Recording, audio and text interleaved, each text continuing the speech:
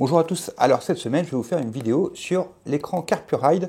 C'est un écran, c'est la marque qui me l'a envoyé tout simplement, un écran connecté pour la voiture. Et j'avoue que je suis assez content qu'il me l'envoie et qu'il m'ait choisi pour vous le présenter parce que j'ai déjà vu qu'il y avait plusieurs youtubeurs qui l'avaient présenté et souvent c'est des bien plus gros youtubeurs que moi. Donc je pense que si j'ai été sélectionné par eux pour vous la présenter, c'est sûrement beaucoup grâce à vous. Bref, je vous propose qu'on fasse un petit tour de cet écran, on va faire un unboxing et je vais le mettre en deux situations par la suite parce que c'est vrai que moi je suis plutôt dans la voiture électrique. En théorie, dans la voiture électrique, on a déjà des écrans connectés, donc on va voir ce qu'on va pouvoir faire de celui-ci.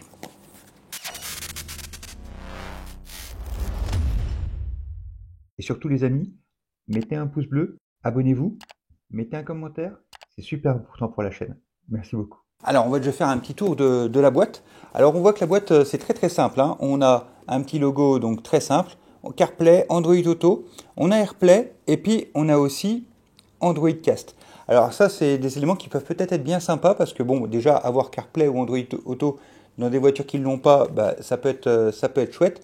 Mais aussi avoir AirPlay parce que ça va pouvoir AirPlay ou Android Cast. Mais en tout cas, dans mon cas, AirPlay, ça peut peut-être être sympa parce que ça peut nous permettre peut-être de regarder des vidéos streamées par le téléphone, notamment quand on recharge la voiture ou à d'autres moments pour se détendre dans la voiture. Et ça, les voitures nous le proposent rarement dans leur interface d'origine. Sinon, qu'est-ce qu'on a d'autre? Eh ben, on voit des petits pictos aussi sur le côté. Donc Phone Link, donc on va pouvoir le relier au téléphone, hein, bien sûr.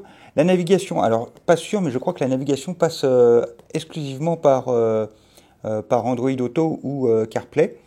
Et puis on a un écran HD, on a une carte SD, micro SD en l'occurrence, une caméra arrière, un voice control. Bon, les voice control, déjà dans les voitures c'est pas top, alors là je ne sais pas vraiment ce que ça donne, on verra. On a une prise auxiliaire et puis on a la radio FM. Sinon, le reste, tout simplement, pareil, derrière, on peut voir musique, le Bluetooth 5.0, une connexion sans fil, et puis le MirrorLink, ça revient au logo qu'on avait vu sur la face avant. Donc je vous propose qu'on l'ouvre. Alors déjà, la boîte est plutôt sympa. Déjà, le format rectangulaire comme ça, on va voir, mais l'écran est peut-être bien chouette. Donc on va ouvrir la boîte et voir un petit peu ce qu'on a à l'intérieur. Hop. Alors on tombe directement sur l'écran. Hop. Qui a une longueur, une largeur assez importante pour une hauteur assez petite. C'est plutôt sympa comme format, ça me fait penser aux écrans de Mazda. Chez Mazda, ils ont beaucoup ça. Un petit format de cette manière-là. Alors, on enlève le petit truc pour sortir l'écran. Hop. Et voilà, on a une belle grande dalle avec le marqué CarPuRide sur le côté. Et puis, c'est sympa, mais derrière, hop, on a une caméra. Donc ça peut être sympa parce que ça peut nous faire une caméra, une dashcam, tout simplement, pour avoir la surveillance à l'intérieur de l'extérieur de la voiture. Mais également, hop, on peut la pivoter à 350 degrés pour pouvoir voir l'intérieur du véhicule.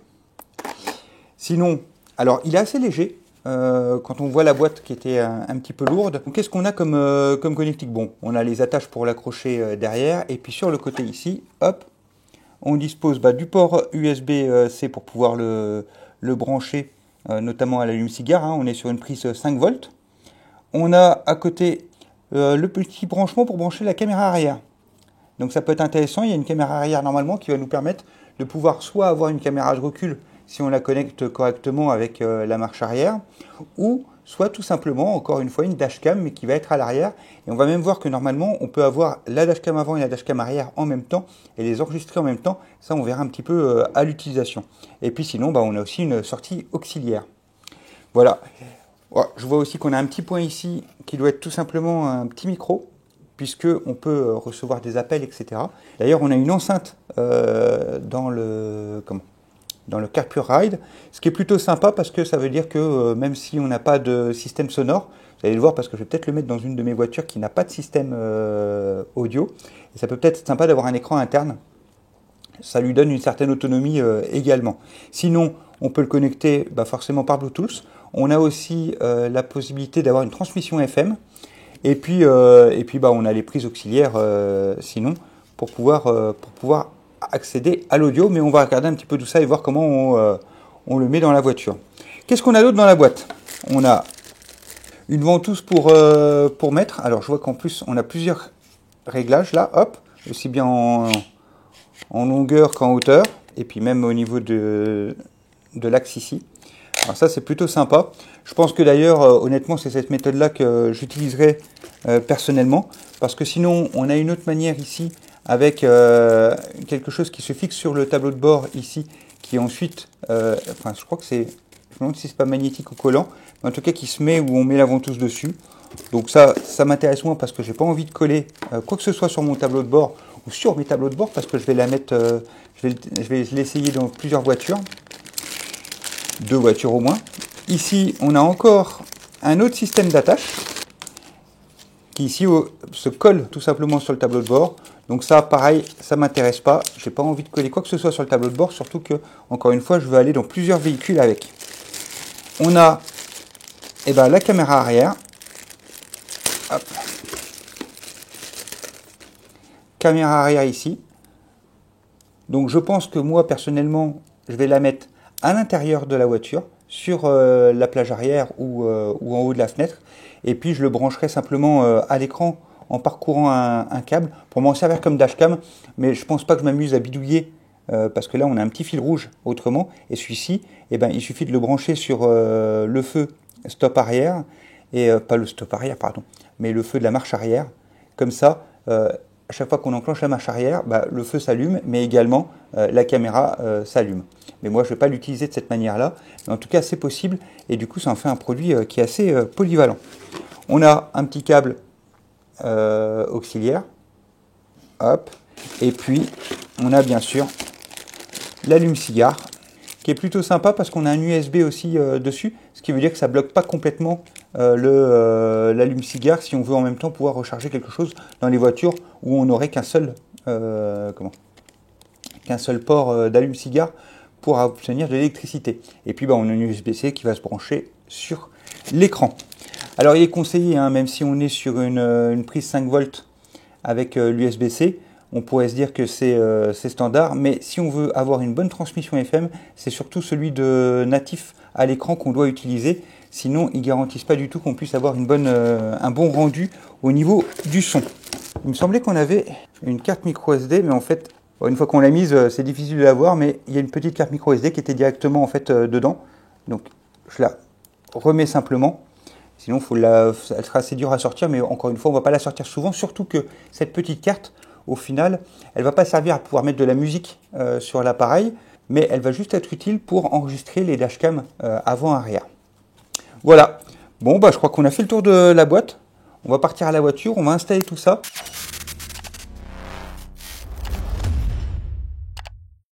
Alors si on démarre par cette petite ventouse, je la trouve très pratique parce qu'il y a un petit film plastique ici, il y a un petit collant dessus. Donc elle tient vraiment très bien. Mais pour le coup là, comme moi, en plus je l'ai testé dans 2 voitures, je ne vous ai pas dit, enfin si je vous ai dit tout à l'heure, mais je voulais tester aussi un peu plus tard dans ma voiture des années 80, ça sera l'occasion de vous la présenter, même si ce n'est pas une électrique. Et donc je ne vais pas enlever ce plastique, mais on peut noter qu'en plaçant la ventouse, vous voyez, là je n'ai pas encore locké la chose, et regardez, elle tient déjà très bien, et si je lock, alors là ça bouge plus du tout. Il y a une molette pour la régler en hauteur comme ça, hop, il y a une autre molette ici en bas qui permet de l'avancer encore, hop, et puis on a ici une 3e molette qui nous permet de pouvoir régler l'inclinaison. Hop. Donc je prends le petit écran, enfin le grand écran, et puis on peut le placer et le fixer, hop. Donc on a 4 petites attaches ici qui vont aller tout simplement ici. Alors si on le fait de cette manière-là, il est fixé, il est installé. Donc maintenant, il va nous rester à le brancher. Il y a un petit film dessus, je vais le laisser encore, on va voir si ça perturbe le tactile ou pas. Et donc je prends le petit adaptateur secteur, l'alimentation 5 volts qui se branche sur l'allume-cigare. Et donc ici sur la MG4, hop, l'allume-cigare se trouve ici, en plein milieu. D'ailleurs, vous voyez, en l'allumant, il y a tout de suite le petit USB au milieu qui devient rouge. Et donc ici, on a l'alimentation 5 volts USB 5 que je vais brancher tout simplement sur l'écran à sa place. Voilà. Et l'écran, regardez, il s'allume automatiquement. Ça, c'est assez sympa. Voilà, il est allumé. Alors, on a aussi la petite caméra arrière, mais ça, je vais l'installer dans un second temps. On va déjà faire l'intégralité de l'interface du CarPureRide. Et je me propose même qu'en fait, on n'aille pas voir le manuel et qu'on y aille à l'instinct et qu'on aille se promener, voir si c'est aussi facile qu'ils le disent dans le... En tout cas, l'installation, oui, elle est super facile, mais voir si l'interface est aussi très facile d'utilisation. Alors, si on regarde un petit peu cet écran, en premier lieu, on a des icônes sur le côté et puis on a des icônes ici. Et puis quelques informations au-dessus. On a le CarPlay, l'Android Auto, l'AirPlay, l'Android Cast. Ici, on a le Wi-Fi vidéo. On va voir ce que c'est. La sortie audio, le playback, donc ça doit être sûrement pour visionner les vidéos. Et puis, on a les settings. Je propose déjà qu'on aille directement dans les settings, voir un petit peu. Et dans les settings, système, on va changer la langue. Hop, regardez. Alors, j'ai laissé le petit film plastique par-dessus et pourtant, vous avez vu, on peut très bien se balader dans l'interface. C'est assez agréable. Et vous voyez, hop, je reviens, ouais, la petite maison, on revient sur l'interface centrale. Donc là, je viens de le passer en français d'une manière très très simple en fait. La petite maison pour aller dessus, le settings, très bonne approche. Ça veut dire que déjà, on a une interface qui est assez claire et assez facile d'utilisation. Donc on va continuer, on va faire un petit peu les détails. Alors, ici, on a la petite maison donc, qui nous permet de revenir sur cet écran principal. En dessous, on a la luminosité, hop, qu'on peut régler, en sachant qu'en plus, on a de toute façon, selon le jour ou la nuit, une variation qui se fait automatiquement aussi. On a en dessous, ici, le son, qu'on peut régler aussi très facilement de manière tactile. Et regardez, ça répond vraiment très bien. Et puis en dessous, on a un bouton qui correspond à la caméra. Donc la caméra, en fait, c'est celle qui se trouve ici, qu'on peut lever et qu'on peut bouger encore une fois. Je vais la mettre comme ça ici pour l'exemple. Ah, et puis je vais la retourner. Hop, regardez. Elle est retournée parce que j'ai laissé le petit plastique dessus que je vais retirer. D'ailleurs, la petite caméra, regardez, on peut aussi l'orienter ou pas. Ouais, on peut aussi la bouger un petit peu en son centre. Bref, elle est assez maniable. Donc ici, on est sur l'interface de la caméra. Vous voyez qu'on est, tiens, là, ici, on est en 4K. Je sais qu'il y en a qui étaient en 2,5K dans les versions précédentes. Là, ici, moi, je suis en 4K. H265, ce format qui permet au final de pouvoir avoir la même qualité que l'H264, mais dans une taille beaucoup plus faible, ce qui est plutôt sympa. Et en plus, maintenant, tout le logiciel arrive à le décoder facilement. Si on appuie sur l'écran, on a ici en dessous un petit menu. Donc ici, arrêter la vidéo. Ah oui, donc en fait, quand on est en point rouge, la caméra enregistre. Et on peut la couper, mais en fait, du coup, si elle est en point rouge, en fait, elle enregistre tout le temps. Donc, ça veut dire que là, on avait allumé l'écran, en fait, la caméra, elle enregistrait déjà. Ici, à côté, on a vidéo verrouillée, vidéo déverrouillée. À côté, j'imagine qu'on peut prendre des photos, effectivement. À côté, la petite maison, donc je pense qu'on va revenir sur le menu principal. Ici, un petit, donc là, c'est le petit home, avec ici, hop là, le petit bouton pour pouvoir accéder à CarPlay, Android Auto. En fait, en tout cas, c'est la connexion avec le téléphone. D'ailleurs, on a un mode vidéo Wi-Fi ici, hop, et il nous indique que si on télécharge une application ViDure, où on a même le QR code d'ailleurs, on va pouvoir regarder, visionner les vidéos qui sont à l'intérieur, les vidéos qui ont été filmées par les caméras de CarPureRide.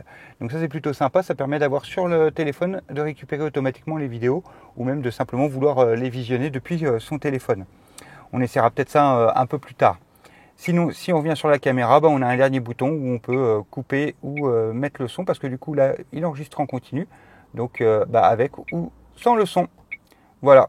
Alors, si on revient sur l'interface principale, donc là on a vu ici les petites choses. À mon avis, on retournera voir ce menu-là quand on aura branché la deuxième caméra. Donc je propose qu'on aille directement voir le CarPlay. Donc il nous indique comment nous connecter au CarPlay. Je vais directement dans l'application, dans le téléphone. Je vais chercher du coup le Bluetooth. Et dans le Bluetooth, je vais chercher le CarPureRide. Il est détecté automatiquement. Donc ça c'est plutôt sympa. Il est normalement connecté. Utiliser CarPlay. Et automatiquement, regardez, en 2 minutes, même pas, on a le CarPlay qui est qui est connecté.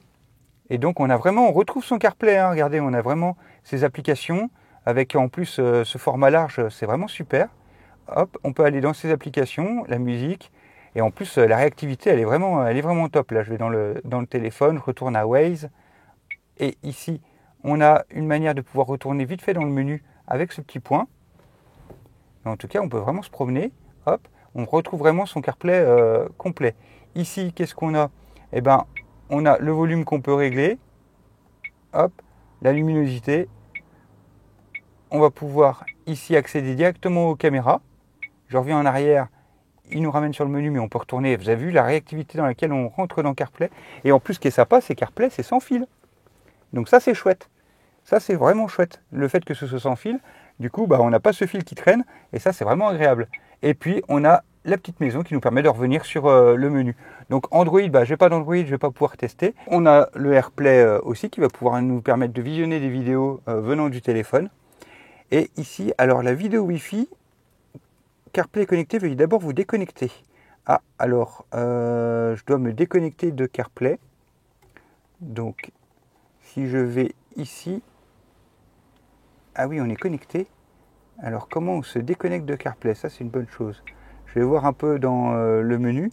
Donc, hop, on va en profiter pour voir un peu le menu ici. Le temps qu'on voit, ça se trouve, on va peut-être trouver ce qu'il nous faut. Donc, on a un écran de veille où on peut régler le temps où il reste. Ici, le poste de conduite. Poste de conduite, on peut choisir si on est à gauche ou à droite. Hein. Ça peut être pratique dans certaines circonstances, notamment si on est en Angleterre et qu'on on a le volant à gauche.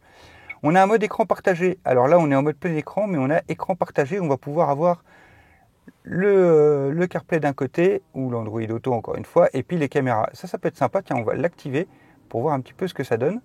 Ici, la luminosité, c'est ce que je vous disais, hein, on peut mettre la luminosité auto de telle manière à ce que comme ça, elle va s'ajuster automatiquement. Bouton auxiliaire, ouvrir, fermer, c'est le petit bouton qu'on avait sur le côté quand on est en mode plein écran. Et ici, effacer la connexion, et en fait, ça permet de pouvoir effacer la connexion du téléphone pour recréer une autre connexion avec un autre téléphone ou un autre appareil. On a aussi dans les settings l'appareil photo, on a le format de la caméra, où on peut aller 720p, 720n, 1080p, 1080n. Alors j'avoue que le N, je sais pas trop ce que c'est. Alors est-ce que c'est de l'entrelacé et du progressif mais le N, je vois pas trop pourquoi il y a un N. Enfin bref. La résolution vidéo, 1080, 2,5. Tiens, on va mettre 4K, hein, tant qu'à faire. Temps intermédiaire, donc 1 minute, 3 minutes, 5 minutes, ça doit être le temps d'enregistrement. La sensibilité des collisions. Donc, on peut régler plusieurs formules. Il y a des fois la traduction qui n'est pas super top. Hein. Le microphone, si on l'ouvre ou on le ferme, de toute façon, tout ça, on peut le régler de nouveau dans le menu de la caméra, dans la petite barre quand on est sur la caméra. Image du rétroviseur. Alors ça, j'avoue que je ne sais pas ce que c'est. Encore une fois, on le fait sans le manuel. Hein. Étalonnage de la ligne inversée, ça doit être pour étalonner. Voilà. Les lignes quand on annule, quand on a la caméra arrière. Ici, au niveau du système, on a la langue qu'on avait été voir, la tonalité, c'est peut-être sympa, voilà. Hop, comme ça on a enlevé les petits bruits. Le paramètre, on peut régler l'heure, je vous ferai ça plus tard.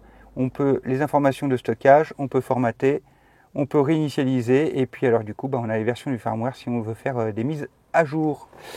Voilà pour un petit peu le mode, les settings de l'écran. C'est quand même assez simple, en y allant comme ça du premier abord, finalement on se pose quand même peu de questions.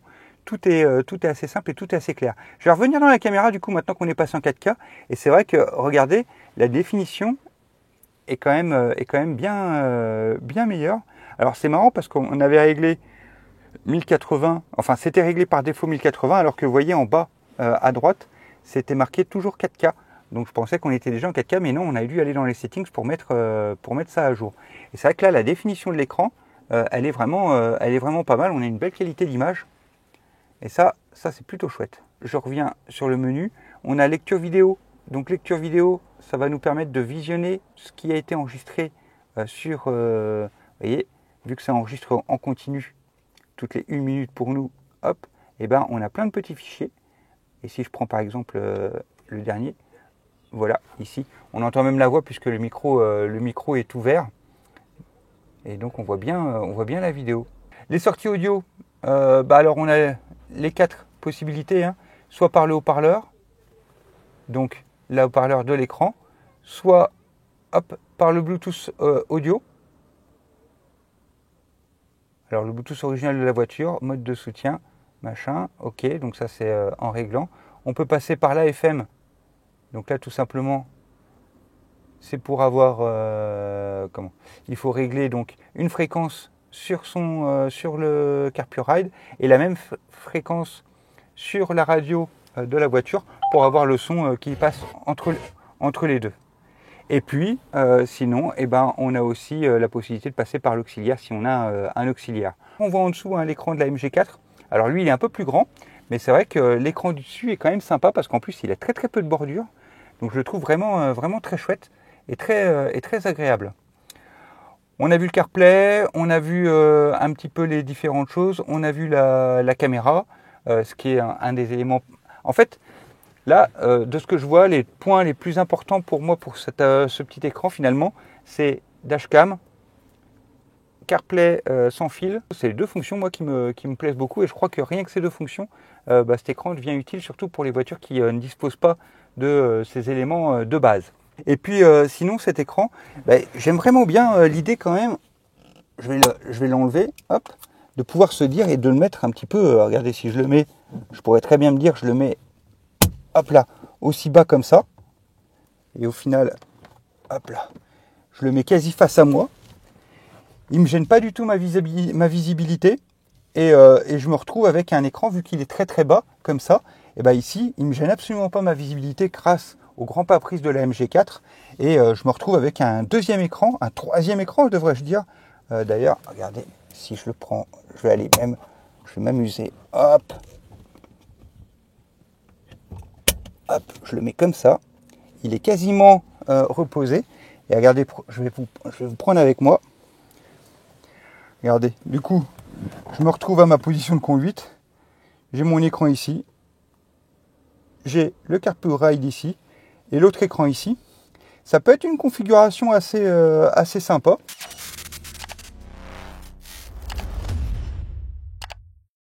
Alors je voulais vous présenter le CarPureRide déjà dans la MG4 en Angleterre lors de mon petit voyage. Malheureusement j'ai eu un petit souci de son. Donc résultat, je vous fais ce petit bilan une fois que je suis revenu en France là maintenant. Mais je vais vous parler du coup de l'utilisation. Alors à la base, je m'étais dit, le CarPureRide, déjà, je vous avais dit que je le placerais là ou là. Finalement, je l'ai mis au coin pour faire une gestion par le passager, par le dos en l'occurrence, parce que au final, c'était la meilleure place. Les autres places n'étaient pas forcément très adaptées. Et surtout, en fait, c'était lié à la caméra, ou la caméra avant, du coup, pour qu'elle puisse filmer bien l'avant. Et en fait, vu qu'elle se pivote, comme je le disais, que d'un côté, et pas de l'autre, j'étais obligé de la mettre sur ce côté de la voiture pour pouvoir filmer l'intégralité de l'écran, de la route, pardon, à l'avant. Ensuite, finalement, je voulais en faire une utilisation où je m'étais dit, je vais l'utiliser pour chercher des bornes de recharge pendant mon road trip où j'avais décidé de ne pas planifier à l'avance mon trajet, et je m'étais dit, j'aurai mon CarPlay ici sur l'écran principal de la voiture où j'aurai le GPS des itinéraires que je voudrais aller. Et je m'étais dit, je vais utiliser le CarPureRide pour aller chercher les bornes avec l'autre téléphone.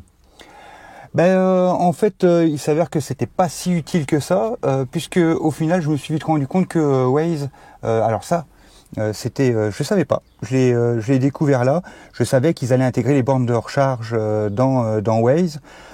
Perso, ça avait été annoncé il y a 1 an ou 2. Et j'avais pas vu la mise à jour arriver. Il y en avait certains qui l'avaient, d'autres qui l'avaient pas. Ça dépendait apparemment des pays ou des régions. Et je sais pas, mais là je l'avais. donc j'avais pas fait attention, j'avais plus suivi l'actualité de ça, donc vous saviez peut-être déjà, mais du coup je me suis aperçu vite fait qu'il y avait sur Waze les bornes de recharge. Donc au final, bah non, j'ai utilisé mon CarPlay sur l'écran principal. Sur le Waze, j'ai été chercher les bornes de recharge à peu près à l'endroit où je me trouvais. Et puis tout simplement, de cette façon-là, j'ai rechargé ma voiture. Donc l'utilisation du CarPlay, ok, on était dans un luxe de fonctionner comme je voulais le faire, mais du coup, je pouvais m'en passer, il n'était pas du tout utile. Par contre, là où il y avait un avantage, c'était par rapport aux caméras. Le fait donc de voir un enregistrement des deux caméras en continu, c'est là où je trouvais ça rassurant d'avoir une dashcam avant et arrière. Je vous rappelle, ici, j'ai installé la petite caméra, vous voyez, en haut, ici, que j'ai tout simplement scotché à la vitre arrière. Et puis, vous pouvez constater qu'au final, ça suffit pour avoir une image quand même qui est de plutôt bonne qualité. Donc là, j'étais agréablement surpris. Et au final, rien que pour ça, je trouve ça quand même intéressant d'avoir ce produit dans la voiture. Autrement, par contre, une petite déception, si on revient dans le menu, je me suis dit, pendant que ça recharge, je vais pouvoir regarder des films ou quoi grâce au lecteur vidéo ou à AirPlay. Non. Finalement, il s'avère que, non, ça fonctionnait pas. En fait, par AirPlay, il est capable de lire simplement les vidéos qu'on a enregistrées dans le téléphone, mais par contre, il n'est pas capable de diffuser Netflix, l'application Free pour la télévision ou autre application de vidéo, ce qui fait que au final un petit peu déçu parce que je m'étais dit je vais pouvoir pendant les temps de recharge regarder une petite série ou un petit film ou une petite vidéo YouTube ou autre, et finalement non, ça c'était pas possible. Donc là, ça c'est un petit point négatif. Voilà, ça c'est mon premier petit point sur l'utilisation que je voulais en faire en réel dans la MG4. Je vous emmène dans la Visa, et puis avant j'ai quand même un petit essai sur le son que là j'ai pu faire en Angleterre.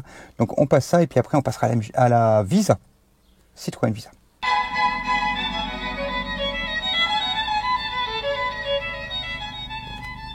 J'ai mis tout simplement le son du CarPlay puisqu'il dispose d'un petit haut-parleur. Bon, ça fait comme une enceinte Bluetooth. Alors, j'ai mis les 4 saisons de Vivaldi, c'est juste pour pas se faire striker. Mais c'est comme si on avait une petite enceinte Bluetooth. Donc, honnêtement, on entend la musique. C'est pas de très très bonne qualité, mais c'est juste dépannage. Par contre, là où ça peut être un peu plus intéressant, c'est que il y a plusieurs sorties son. Et c'est vrai que là, pour le coup, si on change et qu'on passe dans la sortie audio, hop, sur le FM par exemple, donc là vous voyez sur l'écran on est en 88.4, donc forcément on a changé de sortie, on a perdu la musique, et puis hop, et puis si on va ici, alors là c'est normal parce que on est en fréquence 106.8, mais si on va sur la 88.4 qui est la même que le CarPlay, et donc on se met sur la 88.4, et en se mettant sur le 88.4, on a le son du CarPlay qui passe à l'intérieur des enceintes de la voiture, et là le son rien à voir, et même je dirais qu'il est vraiment de bonne qualité. Donc le FM, encore une fois, il conseille bien CarPlay de garder le chargeur d'origine pour pouvoir avoir la meilleure qualité, et c'est vrai que là la qualité elle est juste tip top. Donc ça c'est un truc qui est vraiment intéressant. Moi, je reste aussi convaincu, le fait d'avoir CarPlay, bon là ici j'en ai pas besoin dans cette correction, mais le fait d'avoir CarPlay sans fil c'est aussi un bonheur. Très simple d'enlever un appareil, de remettre un nouvel appareil dessus, c'est vraiment très pratique. On rentre dans la voiture, automatiquement le CarPlay il s'allume, et c'est vraiment un bonheur d'avoir l'appareil qui s'allume directement dès qu'on allume le moteur. Sinon on a quand même un petit bouton sur le dessus, hop, et avec une simple pression, vous voyez, on allume ou on éteint l'écran. Ça peut être pratique. Si on veut éteindre cet écran et simplement ne plus avoir le CarPlay allumé. C'est quand même pratique juste d'avoir ce petit bouton qui permet d'éteindre ou d'allumer l'écran. Et voilà, cette fois on est dans la Visa, Citroën Visa. Donc j'ai une Citroën Visa de 1985. Ok, on n'est pas trop sur le thème de la voiture électrique, mais voilà, j'avais envie d'une petite voiture de mes années. Et donc je me suis trouvé cette petite Citroën Visa qui est en très très bon état. vous pouvez juger. Mais je l'ai pas encore, elle n'est pas encore apte à être à la mise à la route. Donc c'est une bicylindre. Elle est de 1985, moteur bicylindre, mais phase 2, comme vous pouvez le voir au niveau des commodos sur celle-ci, si vous connaissez un petit peu les Visa. Bon, l'intérêt de faire cette vidéo à l'intérieur, d'ailleurs, soit dit en passant, si vous avez envie que je vous fasse des vidéos sur la Citroën Visa et qu'elle vous intéresse, on pourra voir ça dans le futur. Mais c'est pas tout à fait dans le thème de la chaîne, donc si ça vous intéresse pas, je m'attarderai pas dessus. Mais en l'occurrence, je l'ai acheté il y a quelques mois. L'ambition, c'est qu'elle n'a pas de frein, mais le moteur tourne bien. Donc l'idée, c'est d'en faire une bonne révision et de réparer ce qu'il faut pour qu'elle puisse passer le contrôle technique en adéquation et en fait pouvoir en profiter un petit peu et rouler un petit peu avec. Alors, si on est dans cette Visa, c'est pour le CarPuRide. Donc le CarPuRide, eh ben, au final, installé sur le tableau de bord comme ça.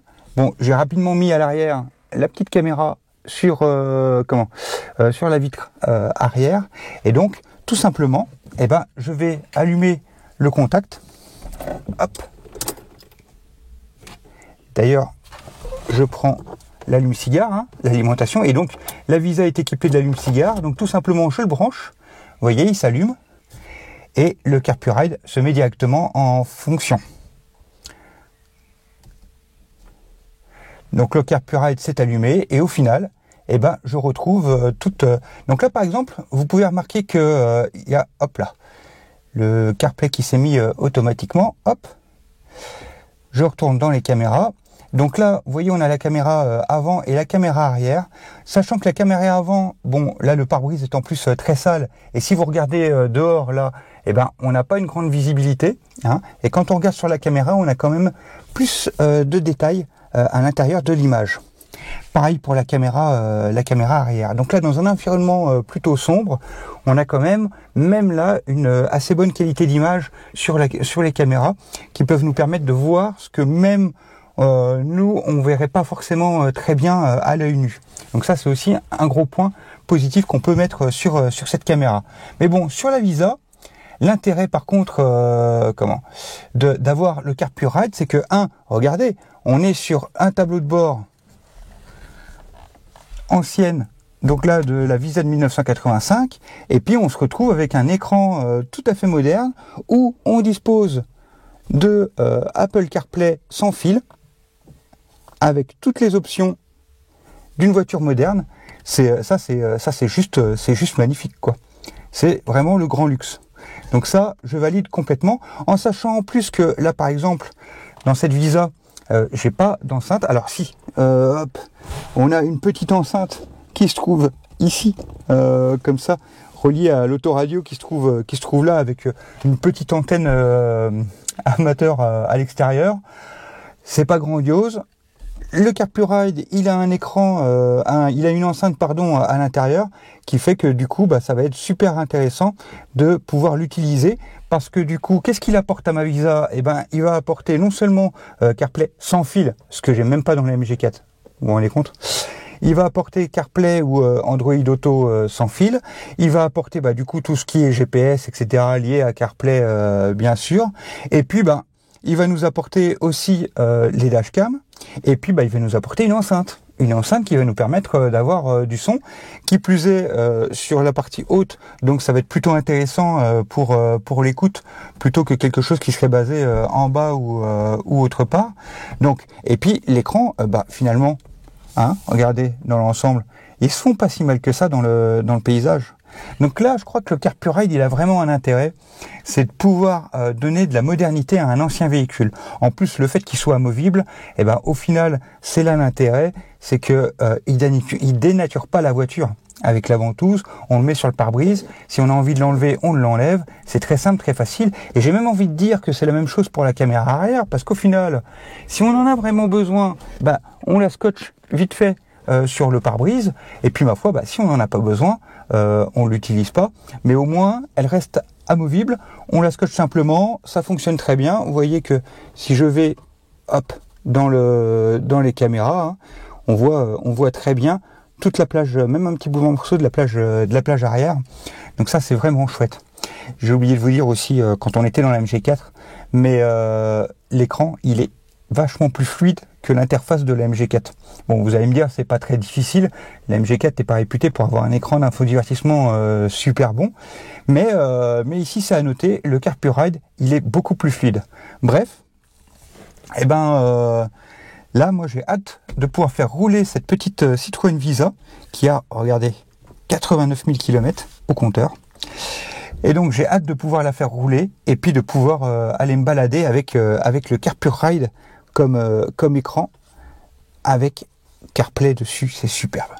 Je vous reprends ici à l'extérieur de la Visa et regardez, j'avais tout simplement scotché la caméra avec du scotch sur la vitre arrière. De la même manière, je l'avais fait sur la MG4. Et finalement, comme ça, honnêtement, ça fonctionne très bien et puis on n'abîme pas le véhicule. Donc ça, je trouve ça même pratique. Et en ayant testé en Angleterre avec la MG4, le scotch n'a absolument pas bougé pendant les 5 jours de voyage. J'ai aussi une petite batterie Foxtéon de 300 watts.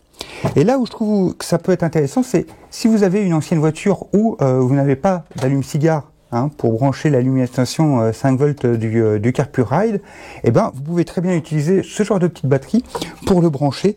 Tout simplement, il vous suffit de le mettre dans l'allume-cigare et puis l'écran va automatiquement s'allumer et être utilisable.